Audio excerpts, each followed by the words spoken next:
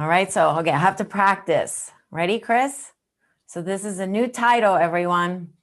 So welcome to Monday equals MC squared. All What that right. means? Yay! What that means is that okay, so Masami and Chris and our last names are Covey. So we decided to call the show MC squared. So I hope you approve of that because we have removed Chris from the parentheses. And then for those of you that have never been here, just learned about our crazy shows on Mondays, welcome. And I've been doing this since when was it? September of last year. So, but now Chris is officially part of this. You want to say something, Chris? Yeah, I'm glad to be free of the parentheses. My theme, if you all remember from last week, was spreading my wings. So those parentheses around my name just felt like a little eggshell. So now I get to poke my wings out and start to flap them a little bit. Yeah, I like it. All right, so let's get started on this week's theme because there's kind of quite a bit to go over, some questions that I want to go over too from the emails. So this is the fourth of the VUCA world that we've been covering, and I hope everybody remembers where we started it. So the VUCA, the V stands for volatility, right? And then what was U? Uncertainty. C stands for complexity, and we are going into ambiguity. So this is the last of it. And I was sitting down with Chris and talking about maybe we'll come up with a theme for the rest of February. But I think February, it's a heart month. It's in United States. I think it's like a heart health month. So we would like to address a little bit more heart-oriented things from body, mind, spirit. So, maybe heart support in terms of supplements and, supporting your health of the heart, physiology of the heart, as well as the heart mind, because the heart has a mind, just as your brain has a mind and your gut has the mind and the brain, right? Gut brain. We wanted to address the heart, mind, brain, and other things are associated with heart-centered things. So stay tuned for that. And today's ambiguity, this is an interesting topic. I had a lot to share, but I wanted to kind of talk about it from maybe even the Mercury retrograde that we are going into now. And I'm already feeling the Mercury retrograde. I have always, every year, I would write down the Mercury retrograde shadow period. And then during that Mercury retrograde period, and I always keep it on hand. So I'm very aware of it. But this one's pretty hard. This is coming at us quickly. So basically, before I will talk about Mercury retrograde connecting with the ambiguity, I just wanted to make sure everybody, you're double checking, triple checking your schedules, your connections in terms of, if you're going to be on some kind of a call, make sure your phone is all plugged in prior to, and so on and so forth. So those are basic stuff, right? I think most of you already know this. You don't need me to tell you. I've already, this morning, I double booked and I had to change the schedule. And I had another schedule that I forgot to schedule. So that's already happening. So I need to be very careful. So in between Chris and me, we say double check, triple check. And electronics, emails, if you are traveling, make sure you call ahead, maybe even the airlines to make sure that the flight is not canceled, so on and so forth. Okay. And I thought this is perfect tie-in to the ambiguity because I think Mercury retrograde, this period brings us into the VUCA world a lot. Mercury retrograde can be very volatile. It can be very uncertain. It's not really easy to navigate for some of us. Some of us get hit harder than others. And it can be very stressful when we don't know as human beings what to expect. We don't do just in natural, just a survival. We tend to go into fight or flight. if we don't know exactly how it's going to show up, or not exactly, but we'd like to know the outcome a little bit more. And that's just a very much of a human nature. So we can get into a stress mode if you really feeling this Mercury retrograde, and then also the ambiguity that we're talking about. So pay attention to that. How are you reacting to not knowing? And we do live in ambiguity time. Oh, I don't know if that's the word. Okay, most of the time. The fact is, Chris and I were talking about this, but last night, that we live in not knowing most of the time, and yet our minds think that we live in a certain time. It's like we expect that the next moment will just arrive, or after this call you will go on doing your own things, maybe having dinner or whatever. We expect that to just happen, but everything that we, besides this moment, we don't know for sure. So I think it's worth it for you to just pause and realize that, wow, we do live in the midst of not knowing all the time. We actually don't know most of the time. And I think, Chris, you're going to mention something about the what is the map versus the territory or something like that. Do you want to mention that now? So the quote that Masami was just mentioning it's a quote that probably many of us have heard, although the source is not somebody that anybody ever seems to know who said it. And it's this idea that the map is not the territory. And so what that means is the map is not the territory. If you imagine a map, it's really only as useful as it represents or reflects factually the area that it's supposed to be showing you. And so when we're talking about ambiguity, I mean, you can have a great map, but it still isn't going to tell you everything that's going on at a detailed level. It's going to give you broad strokes of what the area that you're in is like. And so it's by analogy, it's a very similar process that we're in all the time. We have maps of all sorts in our heads. We have ideas, we have beliefs, we have things that we've been taught. All of the conditioning that's happened to us over our lives are maps of sorts, but they're still not the same thing as the actual reality that is out there in the world. And so that's where this theme of ambiguity is so important for us to really wrap our arms around. So I'll pause there and hand it back to Masami. Okay. Let's see. I was expecting you to say more, so sorry. Well, in that case, No, I have a whole note here that I wanted to go over. I've got plenty more to say. So I'll add to those comments.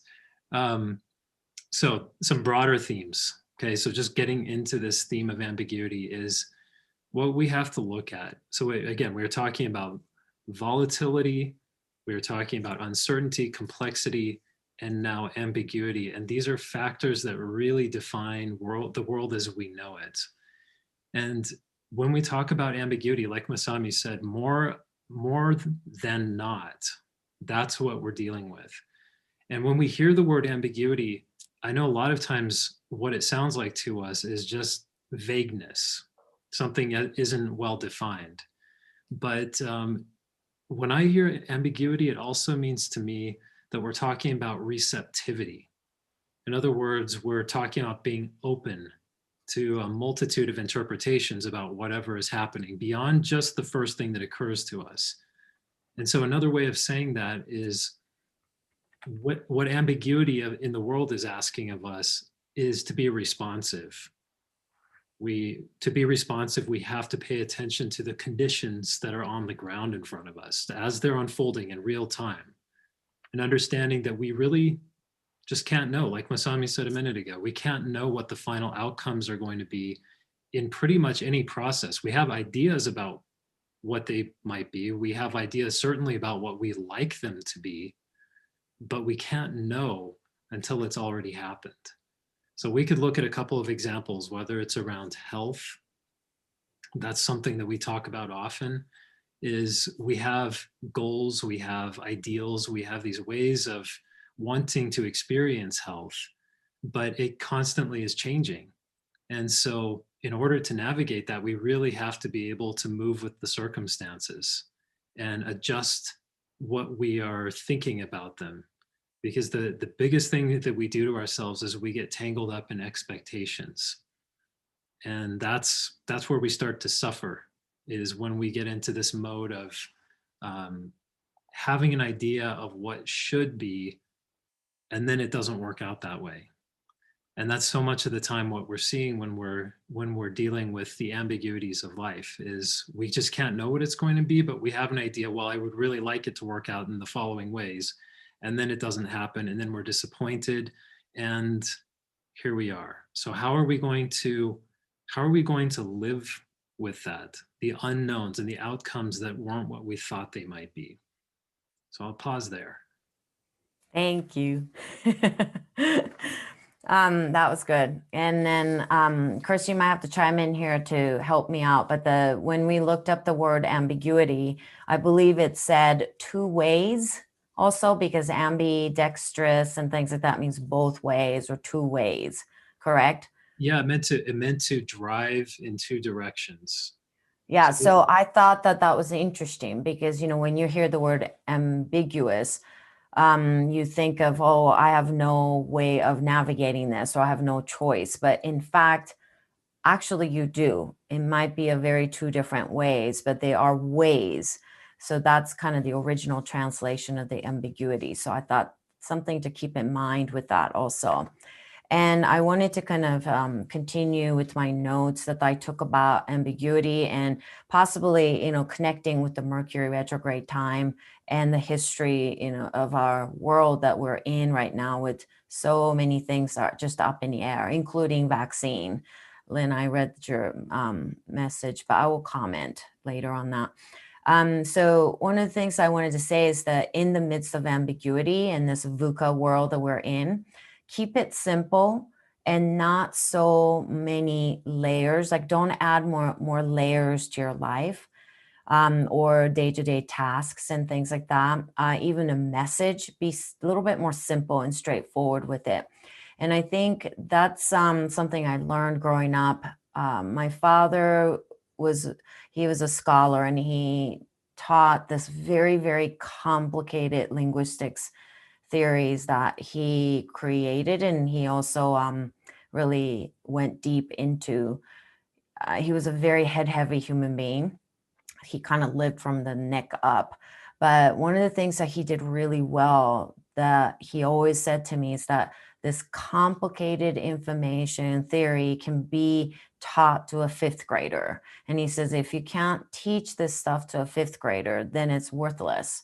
So I think I've always learned to make it simple enough. It doesn't mean to dumb it down, has nothing to do with that, but make it simple enough that it's accessible, So I think in the midst of this ambiguity world that we're in, don't make it too complicated. Try doing things that are a little bit more simple, that it's effective, that will help you, that will calm you. And come back to basics. So, and I get this kind of email a lot. And today I even received that, this person was saying, you're right. I just need to come back to the basics, meaning come back to my breath. I need to come back to my sleeping times, get my circadian rhythm right, making sure I'm hydrated, and so on and so forth. So it is important that, when world gets more complicated or more confusing and uncertainties grow, I think we tend to go for things that are, there's got to be a more, difficult way of solving this, or this has got to involve somebody that studies this stuff, and so on and so forth. But I think we need to come back to a basic knowing that is already equipped in us. And I would always start with your breath, and, always start with things like eating right, sleeping, taking time for yourself to recognize what you need in that moment.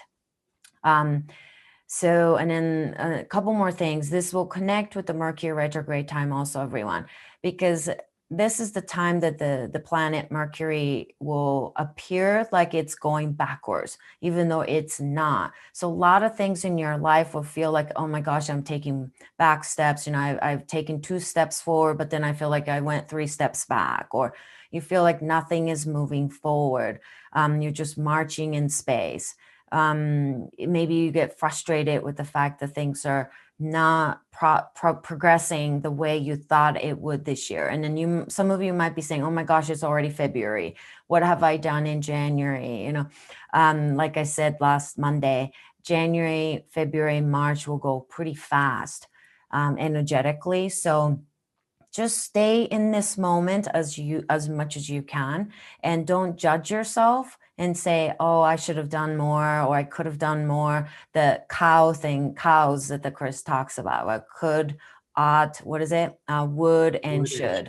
should. So try to remove the cows from your language. Okay.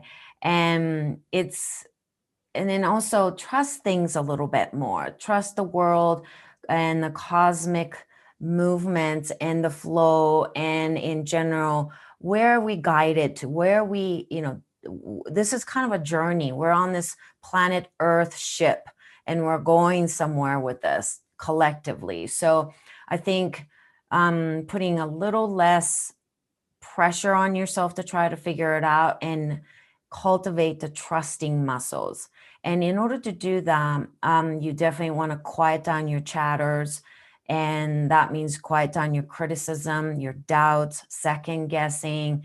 Because, you know, if you start to go into the second guessing, then you don't trust your first thought. So I always come back to the Zen teaching of first thought, right thought kind of a thing, and just go, okay, go there. Because I was doing that over the weekend too.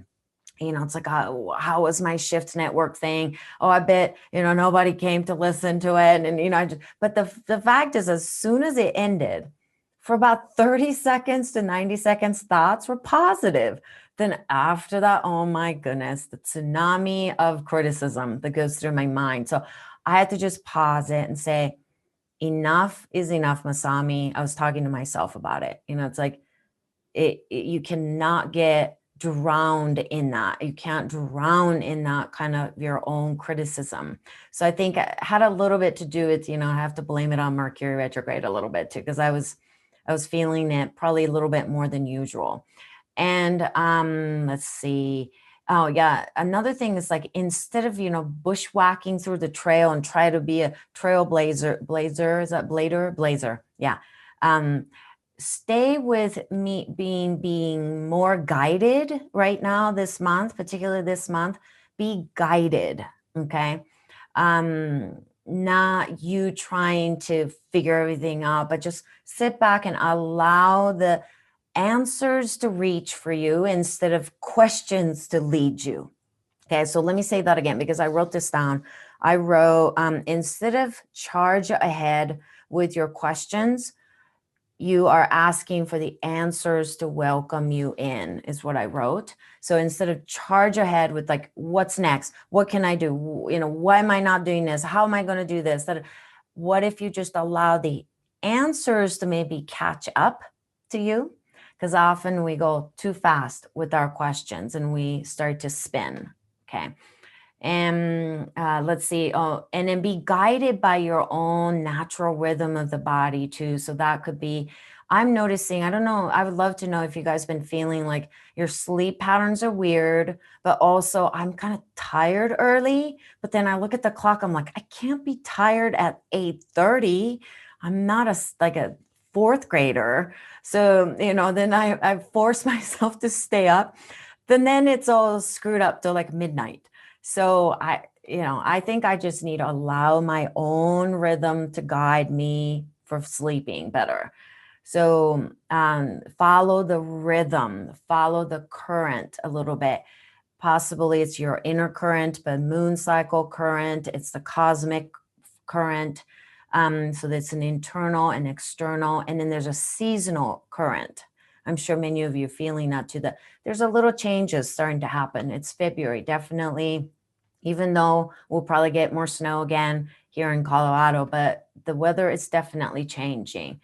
and digestion is changing a little bit too. So I'm starting to change my food a little bit.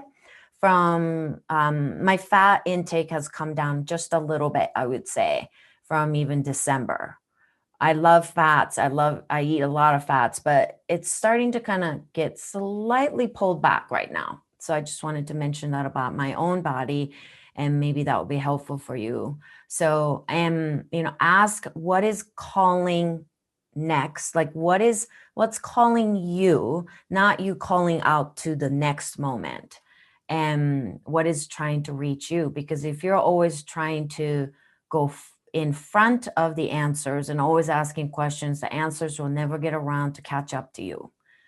And I think a couple more other things is that, to simplify, not complicate things too much, because it's already complicated doesn't mean that it's going to be comfortable. Just by simplifying your life doesn't mean you're going to be comfortable with it. Because our minds, like Chris was saying last week, and I think he wanted to talk about this a little bit more, so I hand it over to him after this, but your brain, your mind loves puzzles. It loves complications. It actually thrives on it. It just can't simply say, oh, that was fabulous. Like, it just can't go there. It was fabulous, but, or it was fabulous and I could have done better, So the brain loves to go into the complicated places. So simple doesn't always mean comfortable. In fact, you may need to get comfortable with being not so comfortable because you're choosing to simplify and go with the rhythm. Okay, so I will pause here, Chris. Yeah, so I wanted to just back up and remind everyone why we started talking about these topics, because this whole VUCA idea, it was actually military strategists that were using this term originally back in the late 80s, around the time that the Soviet Union was just starting to break up and the former structures of the geopolitics in the world were starting to break down. And they introduced these 4 themes as a way of looking at the uncertainties that were facing the world in this absence of 2 competing superpowers. What was that going to mean? And so here we are decades later, and we're finding that the world is still just as crazy and confusing as it ever was back in 1987. And so taking this idea, and even the that word cows, and I put up those 4 words, could, ought, would, should, in the chat. These come from psychotherapy and psychology, this way of packaging them together, because these are essentially the crazy making drivers. These are the things that make us lose our minds because, like Masami described for herself, we turn on the tap of self-criticism and anxiety starts to build up, and we get into these loops in our heads. And it's kind of like this idea of simplicity is a really hard one for us because, like Masami said, I quoted it last week, but this idea that the mind loves a puzzle. Our cognitive minds can't rest unless they are either being stimulated first, then they can take a break after they've stimulated themselves and then gotten their fill of that, and then they can go and take a nap or sleep for the night. But we don't do well with just approaching life from a simple way. It's almost the opposite of how our brain works. So we have to really teach ourselves. Masami had a line that she wrote down. I don't remember if you know the one I'm talking about, but it was, we have to teach ourselves for presence. How did that go? We have to practice presence. That's what it was. Am I missing it? It's okay. but is the idea. Sorry, I had a private message coming. I was engrossed in that. Masami was in it. She was on a different planet momentarily. But it was this idea. Private messages are okay, but maybe you can email me if you're gonna email me a long private message, because I'm sorry, I was like engrossed in it. So sorry. I thought you were engrossed in what I was saying selfishly, but I was for till a few minutes ago. so practicing presence. Here we go. She just demonstrated that beautifully for us. We have to practice it because there are always distractions. There are always other things that are vying for our attention, and our minds love them. I mean, everybody loves the rabbit holes. Our minds just go straight down them. They want to know what's at the bottom. And maybe unfortunate is that what we need to know is usually right in front of us. It's not down the rabbit hole. So you're going to say something. Well, I think, can we do a practice then? Can we go into this moment together? A little bit more, is that okay? Yeah, can I share this image? I think this will help set up what you're Yeah. doing here. So we were talking about this last night about ambiguity and how to navigate it. And I was remembering when I was a college student, and I managed a swimming pool at a country club. And so I lived in Toronto, and I would come to Denver to work in the summers. And there was a period of time at the end of the summer every year between the start of the school year, where all the kids would go back and the pool would empty out, and Labor Day, which was the closing weekend of the season. And during those couple of weeks, there were days where I would be the only person at the pool for hours. And I loved it because I got to just relax, first of all, because it was always crazy up to that point. But what I would do is I would go into the deep end of the pool and I would just float. And I would do that sometimes 4 hours at a time. I would just float on my back. And part of it was maybe closing down on all the stress of the busy summer, but also opening up to the unknown of what was coming when I went back to Toronto, because every year it was just, there were so many unknowns. We were immigrants. It was never clear to me what our status was going to be from one year to the next with my parents. I didn't know what the school year would bring or what I might run into. And so I would just float. And as I was floating on my back, what I realized is that, that position of floating is a very unnatural shape to us, because you have to really curve your back and open up your arms and put your head back. And as you do that, it's a very vulnerable position. It almost makes you feel like you're going to drown from the head first, when in fact, it's that opening up and welcoming in that openness what's coming that allows you to just be with it and float. So there's an image on being with ambiguities, and then let's practice it a little bit. Yeah, I love it. Can we just do that motion right now, just to open up? Could you guide us through a little bit, Chris? Yeah, it's just it's not a forced action. It's just you're spreading out your arms and you're slightly putting your head back. And you'll feel that opening through your chest and through your neck. And you'll feel a little bit of a back bend because we're all sitting. So you'll feel that. But then just kind of bring your arms back in and then come back to your normal seated position. And just notice where your breath lands. Yeah, There's something about that opening motion that also does a reset on our nervous system. I noticed my breathing had a nice slowdown after that.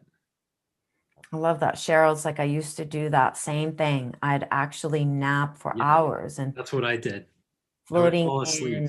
Yeah, you'd fall asleep. Wow. Yeah. That, I don't think I could do that. Like, it just feels a little bit. Yeah. Oh, and a footnote on that. For me. I would fall asleep, and I didn't use any flotation devices either. I was just using my own body weight and position. And at times I would fall asleep and slip under the water, which would wake me up, of course. But then I would just come right back up and do it again. So it's utterly relaxing. Yeah, I think that body shaping, the opening the chest and allowing, because that's a very vulnerable, position, is extremely, I think, important to do that once or twice a day. I try to do that first thing in the morning, when I say good morning to the sunshine or to the And morning. if But anybody has ever tried a flotation tank, we would actually recommend them. It's great for your nervous system, but if you haven't done it the first time, or maybe even the first 2 times you do it, your whole nervous system is wired for anxiety and holding these tension patterns. So when you're actually in this, it almost is like a zero gravity state where you're just in this dense salt solution, magnesium salt solution, where you're floating right at the top without any effort. It's actually very difficult to let yourself relax into it, and it can feel painful as you're finding where all that tension is in your body and little by little letting it go. It's a very, very strange sensation, but it is so replenishing to your energy and your nervous system. yeah, you want to read what Cheryl said? I think that's what you're kind of saying. Cheryl just said it, the beauty of the water in my mouth and nose, waking me up, not being a fearful experience. No, it wasn't at all a fearful experience. It was just Wow. like, Wow. almost like breathing, except you know better. Yeah, I think that motion is very good to do, and that's a great practice because Chris and I have been talking about how to become more tolerant with this VUCA world, the volatility and uncertainties and so on and so forth that we've been covering. I think that body shape will welcome the answers more than you trying to figure out, because the moment you curl forward physically and you let the brain, the frontal cortex, lead your life, that's when you're stuck in a question mode. So your body actually expresses themselves, itself in where you're at. So if you're in the what if, it could have been, should have been, would have been, ought to be, then I think your body will tend to go forward and you'll see what's leading it. And that usually is your forehead. So if you could allow your heart brain to open up, heart center to open up like that. Even in yoga therapy, I would do often like I get a bolsters or pillows and put it under, and then you just lie on it naturally. If you have back problems and things like that, you can support it and do that. A little bit more sternum opening and breastbone opening. So that's something I wanted to make sure we go over. And I wanted to see if we could do a little bit of again, 30 seconds can we try 1 minute today, maybe 2 rounds. So 30 seconds, 2 rounds of everybody holding this space together for each other.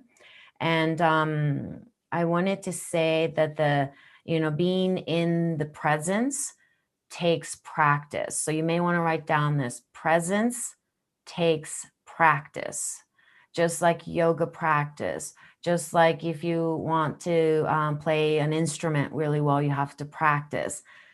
To be in the presence also requires regular practice. So I thought we will try to do a little more regular practices, when we gather like this on Mondays. And once you're in the presence together as collective, if you can just ask yourself, it's very good to bring your 5 senses back to this moment. Okay. So what does it feel like to you? Does it have a sound in that present moment?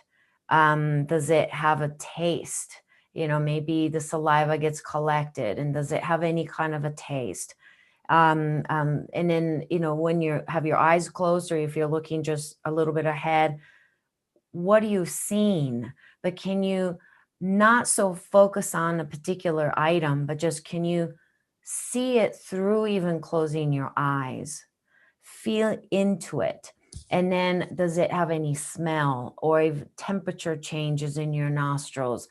How's your skin feeling? So come back to this body while you're in this 30 seconds. We'll do 2 rounds of it. And then let yourself be in that not knowing. The next moment, we don't know what's going to happen. But be in this moment. This is the only moment that you actually kind of know. This moment you do know. Because I wrote down, really, what do we have any control over? Really, if you were to try to think of, do I have any control over anything, right? Anything in your life? Really, we don't. But this moment, you can come back to your breath. This moment, you can get in touch with how you're breathing. Okay, so let's let's do that. Chris, would you guide us in 30 seconds and let us know? And just a final word on this briefly is what Masami just described. This is the basics of a mindfulness meditation practice, is simply paying attention to what's here now. Okay, so let's just really deeply feel what 30 seconds of alert presence feels like. So use your breath, use your sensations to guide you. So let's go ahead and start.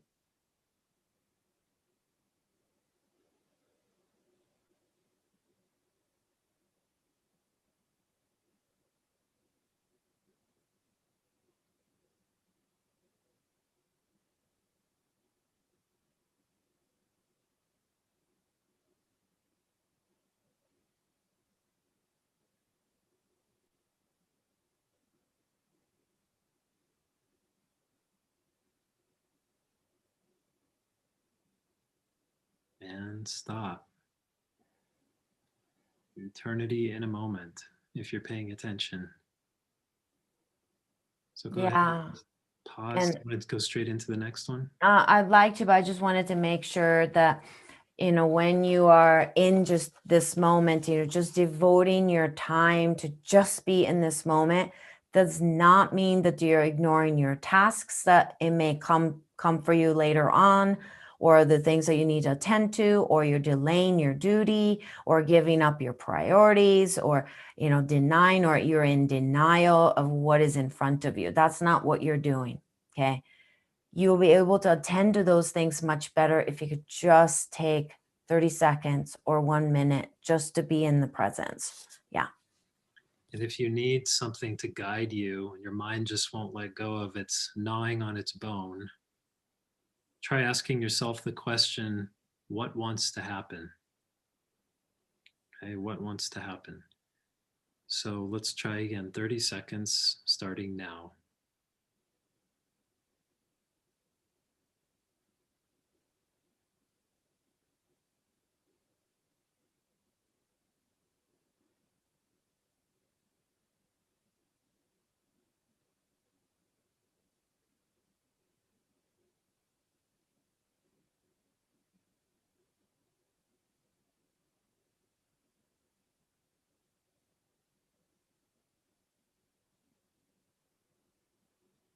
And stop. Amazing. Just what 30 seconds can bring. Wow. I wanted to be in it a little longer for the second one. I finally really felt good to be in it. Here's Yeah. what I would say to that is whatever you felt in that 30 seconds is always here. It's just waiting for you to come back to it. So just remember that. Mm. Yeah. Thank you. That was good. So are you okay to move forward with questions and things and Yeah. announcements? Are we good? Yeah, let's do. Okay. All right. So quick announcements, everyone. I sent it on an email, but I had no idea that there was a such thing as encore event of my Saturday's recording. I did not know it till today. I was like, oh, there's another day. Okay. So tomorrow at 1 o'clock our time, Mountain Time, so noon Pacific Time and 3 o'clock in the afternoon Eastern Time, there's going to be a repeat, so encore of that interview that I did with Stephen at the Shift Network. So if you missed it, please go ahead and sign up the link that I sent you on the email, and you can listen to it again. So I thought that was cool. I thought that was it, like one time hit wonder kind of a thing, but no, it's actually you get to watch it again. So it's awesome. So please do that. I just posted the link in the chat for everyone too. So okay, great. And I'm learning because, you know, I don't know how the Shift Network stuff works at all. So first of all, thank you for those of you in Europe that have signed up for my course. And then those of you that are here even today, even though it's later there. And I'm so sorry that the Shift Network just basically said your time slot is at 5 p.m. Pacific time for your courses. So I had no say in it. So this is why I actually negotiated with them to see if I could have one live session. I'm actually doing extra live session. So for those of you that live in different time zones that cannot be there, for my course, to show up on one of the Sundays, I'm going to do, is it my time, 10 a.m., I think. So it's 9 a.m. Pacific time, and then noon Eastern time. So that if you live in Europe, you can join. So I hope you will, understand what happened, and I'm doing the best I can to make sure that you guys could at least show up once on live calls. So please forgive me, and next time, if I have more say in it, I would definitely not set it up for such a late time slot, but that was just the slot that they gave me. And also, I also learned that you can ask for a scholarship to take my course, which I thought was so cool. So I think I got the scholarship link that I had no idea that was even available. After I signed up for my own replay, and then they sent me the scholarship link. So I think please sign up for that free event. Then you should receive the scholarship link if you need financial assistance to take my course. But I'm adding a whole lot of fun stuff, whole lot of new stuff to it. So, and I think I answered the questions on the email about, I took my class, 4B in December, and is it the same? And, like I said, I'm always evolving, and I've only scratched the surface of what I can teach you and what I'm getting downloaded every day. It's been crazy fun. So I hope to share so much. And there's a lot of ways to connect this time too. So I'm looking forward to it. Hopefully many of you will sign up. Okay. And then is that it, Chris? I wanted to just add on that point for everyone. It was great. We had a fun time doing the 4Bs class.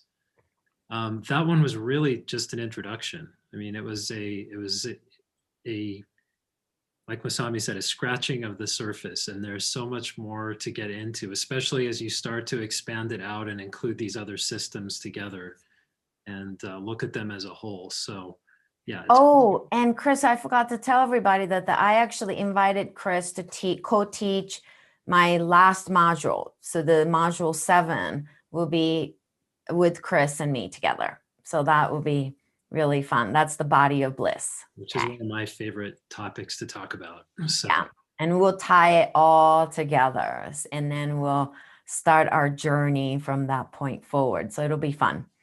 Okay, so then I'm going to go into, I think, the email that I've received, several emails, but this one I wanted to address it, and I actually asked her directly if it was okay for me to share some of it. And she said, absolutely. So she just went through some kind of a hard time with her birth mother that was sick, and she was in a hospital over the weekend, and she was really going through a difficult time. She was feeling so sick, even nauseous, and she was physically sensing so much of the pain. And so I would just read part of it to you. Okay. So she said, it strikes me that I have no boundaries between my emotions and my bodily reactions.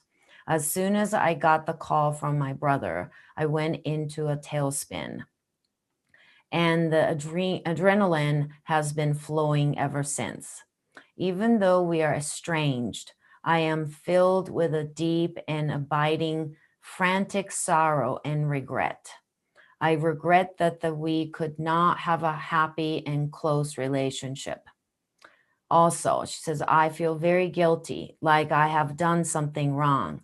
And I also feel horrible that I am not rushing to her bedside. Also, it hits me that I cannot accept, all in capital, accept this fate between me and my mother. I wonder if somehow you can teach me how to accept things in life. So I thought, we will go into this a little bit. about, I think it's with the VUCA and an ambiguity. I thought this was very important to go over. And I know Chris will have some other things to say too, but I wanted to share my story a little bit with my father and how I had not seen him for a long, long, long time when he finally went into coma after the earthquakes.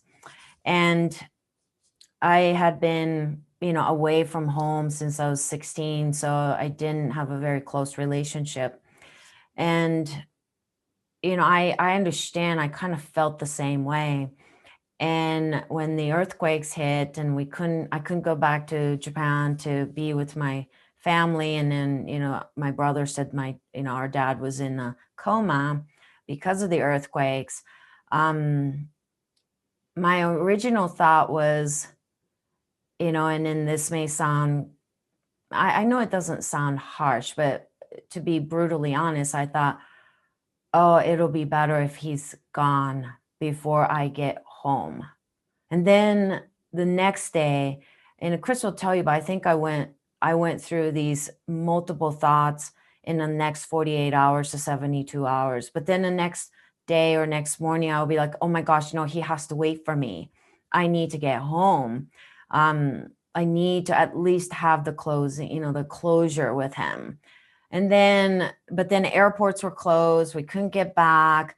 So he still was there in the coma. I didn't know how long he was going to last. And it was a day before we finally could go back. The closest airport was going to be open and we could take the trains into the city and to my home.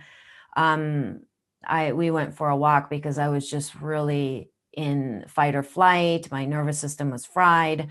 And then we were walking and I said to Chris, I said, I really need him to still be alive. I want him to be alive. Do you think he will be alive? And that moment, we're walking through this path that we always go for a walk by this river. And we saw these like crosses that they take crosses out of pennies, US pennies, and they stamp it out. And I saw about 3 crosses right there, right where I was walking. As soon as I said, do you think he will wait for me? And I found them and I picked them up. And then Chris walked ahead and goes, oh my God, there are more here. So we found about 2 more, total of about 5 or 6 we found. And then when we got back from Japan, we found them again, but never found them again ever since. Never even seen them before to that time. Never came across that again. So I know that moment, I knew my dad was saying, no, I will wait for you. But, I think one thing that really helped me to accept the unknown, but also how do I know I didn't have any more time to mend anything. I didn't have any more time to have conversations with him because he was already in the coma. But what helped me so much was, this is why I have a lot of owls, everyone. I have an owl mug today. I have owls everywhere because owls come to me, and owls are they're spirit guides, but also my dad. My dad comes to me through owls. And we have owls that live in our trees in our yard. And so whenever I feel stuck, I call on them and they will hoot for me.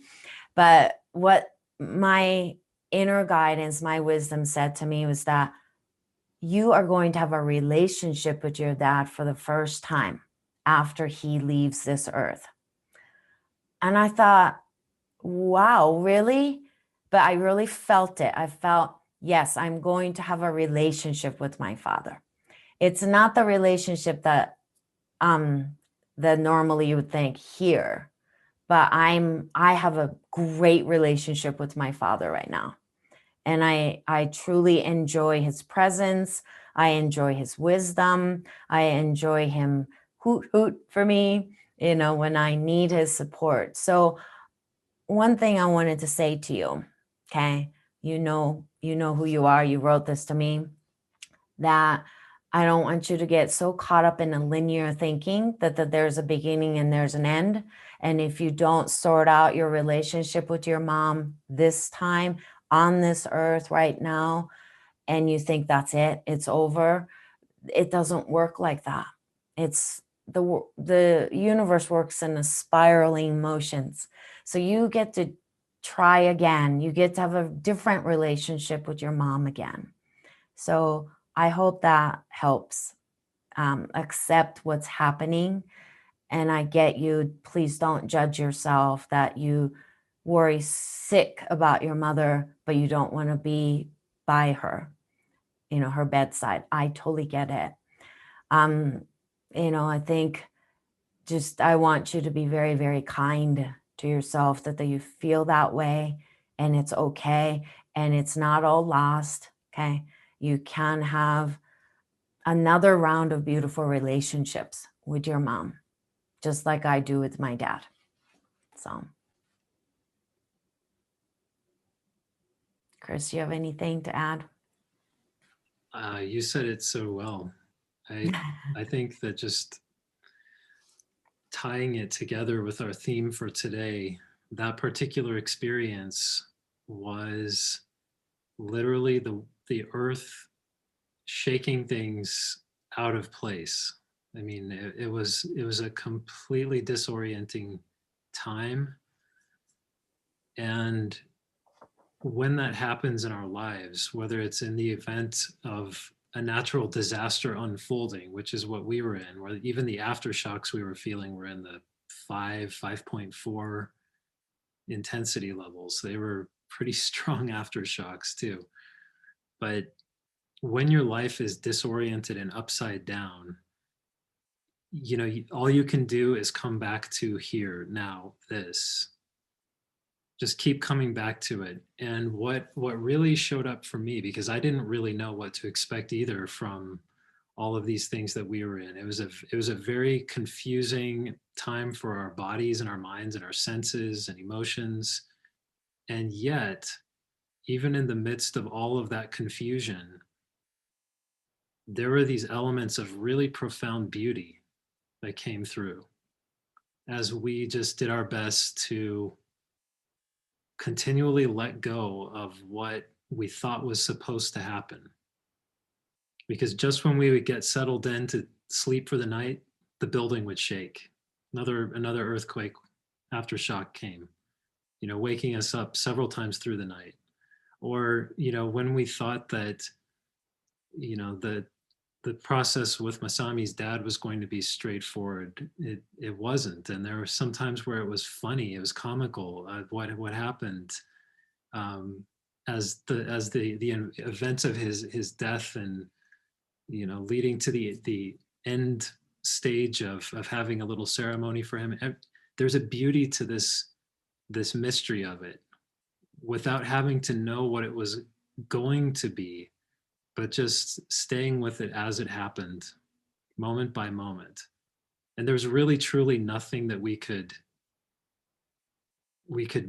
say we knew for sure was going to happen. And I was just remembering the song that we heard in the taxi that I don't know if you want to explain that, if that fits here, but that's kind of where I just landed in my memory after the end of all that. You're muted.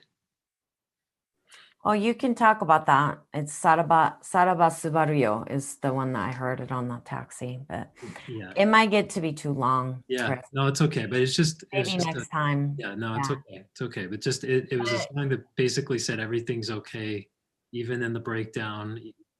We just have to keep letting it go, and we'll be okay.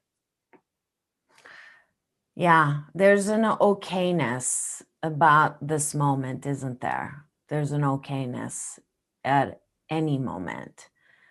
You might be experiencing terrible pain. You might be experiencing death. Our best friend's father died in late December, and then his aunt died, and then his mother, it's probably be heading that way pretty soon. And I'm going to go to the funeral with him this Thursday. But I hope to be able to celebrate life also with him. There's just so much uncertainties, and it's complicated. It's very complicated. But one of the things that she said in another email I printed out here says, she just feels like my soul feels sick with sadness and beyond repair. But I want to say to you that it's your heart that is aching, but your soul is never sick. Okay. You may feel that way. So trust that the soul can handle this, and allow your heart to feel, and your heart will shatter at times. And I know Chris wants to say one more thing about the heart, but allow this process to unfold. Please don't try to go upstream with it. Go with it. Go with the flow with it. Okay. You're experiencing a beautiful journey for your birth mother. And you're actually getting ready to experience your new journey that you get to have with her. So, I believe that. I am still learning about my father today. So you want to say something about the heart and the heartbrokenness? Well, we're going to talk about this more this month. We decided to make, just to go on the theme of heart health and heart opening and all of that. But the idea, I'm not going to go into it much here. We're just about out of time, but it's this idea that the heart has to break in order to be open. And that it's through the breaking of the heart and the experience of sorrow that we really open up our ability to experience joy.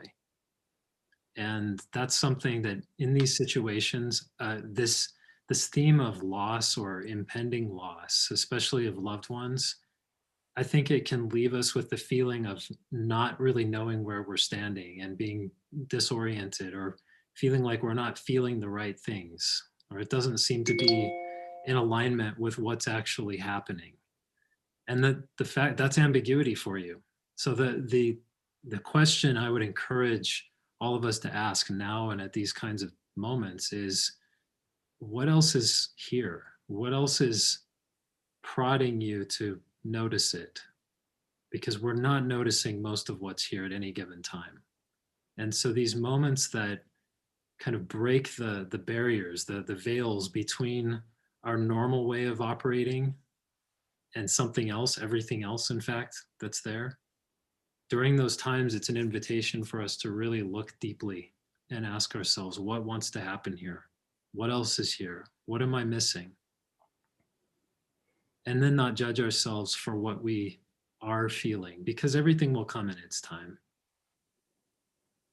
Yeah. And it's not the end. It really isn't. It's a new journey, new beginning, and you get to take the journey with your mom in some ways.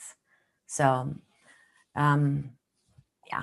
And just a couple more things that came through. One, I just wanted to quickly mention is that the wave meditation that I took you guys through in the Shift Network interview, that came to me really, it was like a channel to me while I was lying in bed. I was practicing some of these things. And what happened was I had been working almost pretty much not a single day off since about Thanksgiving. So end of November. So my brain was just fried. My nervous system was so fried. So I was doing this meditation on myself, and all of a sudden the waves started to come for me. And I had my hands on the belly. I was massaging it a little. I went to my breastbone and I was doing the neck. And then I came back to the belly one more time. And then I started to feel the waves, and I was practicing that. And all of the sudden, I just started to burst into tears. I wasn't crying about anything. It wasn't anything in particular. It's just my nervous system just couldn't take it anymore. So I had to actually go through kind of the stress release, and I could feel my stress hormones like adrenaline and other stress hormones leave my body as I just wept. And I actually cried out loud. And it didn't last like, hours and hours or anything like that. It was a really good, amazing cry. And afterwards, I had an incredible sleep. So I think a lot of us are holding on to some of that nervous energy still, whether, you live in the United States or you're somewhere else in the world. There's so much going on in politics and so on and so forth. So I think that when you do the wave meditation, and this person said to me, she wrote to me an email and said that she just started just crying, just burst into tears and cried and cried and cried. And she's like, I don't know what happened with that wave meditation, but is this, okay? Is this normal kind of a thing? But what I would say to you is that most likely you are reassessing and you are turning the dial down of that nervous system that's been with you for probably multiple years, maybe even decades, but maybe it's been pretty chronic in the last several months, and it's not chronic, but like acute, I meant. So I did release my acute stressors a couple nights ago. So if that happens with that wave meditation, don't be alarmed. That really intuitively came to me. So that's why I shared it with you, okay, on that call. So hopefully just you could be kind to those emotional waves that come and go, and not be alarmed or scared about it or try to fix it. Just go with it, go with the waves. All right.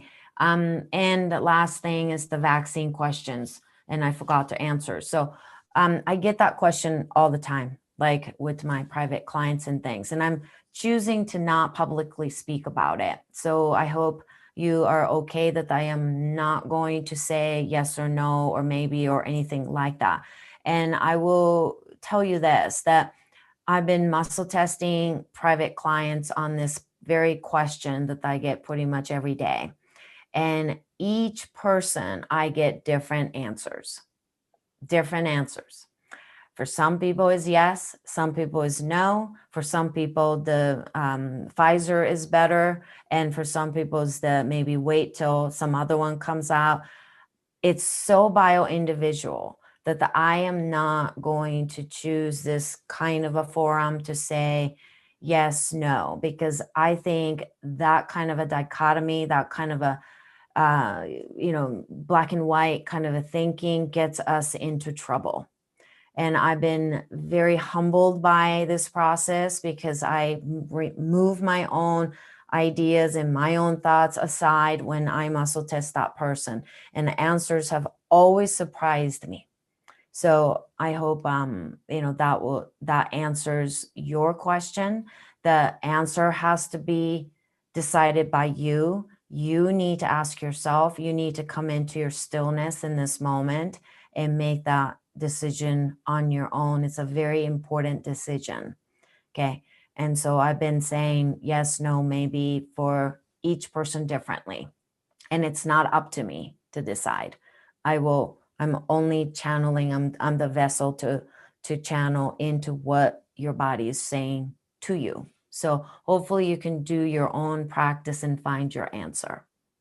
Okay. And I think we need to know that not all things pharmaceutical and things like that come from the place of only about money making. Yet there is that too, so I think it's a very complicated question, to be honest. And this is the stance that I'm going to choose, is that I will stand firmly in my knowing that I am here to support you in any way I can. And I won't put a blanket statement on this. Okay. So that's a nice way to embody the question about how to be with ambiguity, because that's exactly what that is. And before we wrap up, I wanted to acknowledge one thing that came in earlier in the chat. It was Maria from last week when we were talking about our themes for the year. And so she was trying out some different ones last week, and you recommended that she tighten it up a little bit. And so yeah. What she came back with, so she had said that she's fully loved, respected, and supported, but she came back with, basically, how's this? But freedom of the heart to love self and others. Say it again. Freedom of the heart to love self and others. Oh, that's good. So there's your answer. Oh, that is delicious. Oh my God, I love it. I felt it in my heart, but I felt it in right under my rib cage. That's always a yes when I feel it right under my rib cage. Good one. Good one. Yes. So, yeah. So Yes. this, and I want to back up before we get off about just something that Masami said too about, she mentioned it very quickly about completing the stress cycle. And I just want to reiterate this. I work a lot with people around mental health in my regular day job. And this is something that it's really important to understand that this is completely healthy, natural, normal, and even desirable to go through these strange experiences when we finally shut down in a positive way and stop the stress cycle. We relax at the end of it, and through that rest and relaxation, our system gets to reset. And that's where the shaking and the crying and the strange cognitive states that we may find ourselves in happen. And it can be really confusing and a little bit scary at times, but if you can just remember that that's a normal physiological process of resetting, when you complete, when you're doing that, you're actually letting go of that stress cycle. It's now over. You don't have to carry it anymore. So if you can remember that, when those things happen, you're not crazy. There's nothing irregular or strange going on. It's a very, very positive sign that your system has completed that and you can now come back to life. Yeah, thank you, Chris. Yeah, so, we'll do some of that too as we go into the heart month, but just let the waves happen and know that I feel like it's my way of gifting all of you with that meditation, because I had maybe different things I was going to do, but when that wave came to me and said, no, you have to teach people the ocean waves, because that's how we clean out our nervous system. That's how we reset the nervous system. And that's how we let go of the waste and garbage in the brain. I thought, okay, that's what I have to teach. So hopefully you can start to use that in a gentle manner. And if those kind of an emotional release happens, just please don't be alarmed. Just stay with it, okay? And allow that to happen for however long it needs to, so you can reset. And I think if you have to cry longer and then the reset takes longer, then you are actually releasing more of a chronic and deep-seated trauma and emotional emotional scars that you've been carrying. But for mine was, it didn't last a very long. It was intense, but didn't last long. That's because I needed to let go over the last 2.5 months of nonstop. And that moment I released it. And like I said, I slept like a baby. So that might give you a little sense of where you're at and what you're releasing. Okay. All right. So I think that's it. Yeah, as we go out, I want to just say, I want to have everybody just put your hand on your heart. We're going to be focusing on the heart this month, and we've had a lot of nice introduction to that just in the last few minutes. So as we're signing off and saying goodbye to each other this week, just really feel where you are from your heart. Just take a moment.